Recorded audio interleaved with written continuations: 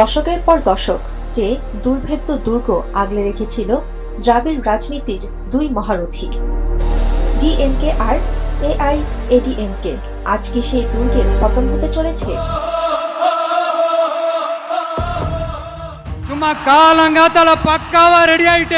তামিলনাড়ুর বাতাস আজ অন্য কথা বলছে।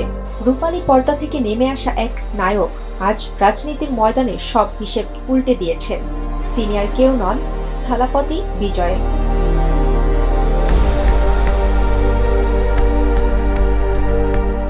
আজ ৪ মে ২০২৬ সকাল থেকেই ভোট গণনার যে ট্রেন্ড সামনে আসছে তা দেখে দিল্লির বড় বড় রাজনৈতিক বিশ্লেষকদেরও কপালে ভাঁজ পড়েছে। থালাপতি বিজয়ের নতুন দল তামিলকা ব্যাট্রি কাজাগাম বা টিভিকে বর্তমানে ১০৬টি আসনে এগিয়ে।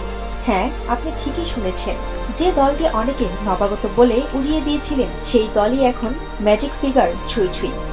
চেন্নাই থেকে কন্যাকুমারী, সর্বত্র এখন শুধু একটি নামই প্রতিধ্বনিত হচ্ছে। কিন্তু কিভাবে সম্ভব হলো এই মিরাকল? এটি কি কেবলই সিনেমার পর্দার ম্যাজিক, নাকি পর্দার আড়ালে ছিল সুনিপুণ কোনো পরিকল্পনা?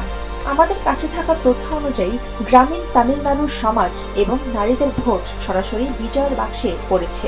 দীর্ঘদিনের সিন্ডিকেট রাজনীতি আর প্রশাসনিক দুর্নীতির বিরুদ্ধে বিজয়ের কড়া অবস্থান আজ তাকে সাধারণ মানুষের কাছে ত্রাতা হিসেবে তুলে ধরেছে। বড় বড় বাঘা বাঘা মন্ত্রীরা আজ নিজেদের আসনেই কোণঠাসা। থালাপতি বিজয় আজ প্রমাণ করে দিলেন, জনস্রোত যদি সাথে থাকে তবে রাজনীতির রাজপথ কারো পৈতৃক সম্পত্তি নয়। সমাপনী উত্তেজনার পারদ এখন তুঙ্গে। ১০৬ থেকে সংখ্যাটি কি এখন ১১৮ ছাড়িয়ে যাবে? বিজয় কি পারবেন এককভাবে সরকার গঠন করতে, নাকি তামিলনাড়ুর ইতিহাসে এক নতুন জোটের রাজনীতি শুরু হতে যাচ্ছে? মুহূর্তের খবর মুহূর্তে জানতে সাবস্ক্রাইব করে সাথেই থাকুন। তামিলনাড়ুর এই রাজনৈতিক সুনামি আজ কোথায় গিয়ে থামে সেদিকেই নজর রাখছি আমরা। সুমাইয়া ফরাজি, ইন্টারন্যাশনাল ডেস্ক, দৈনিক আর নিউজ।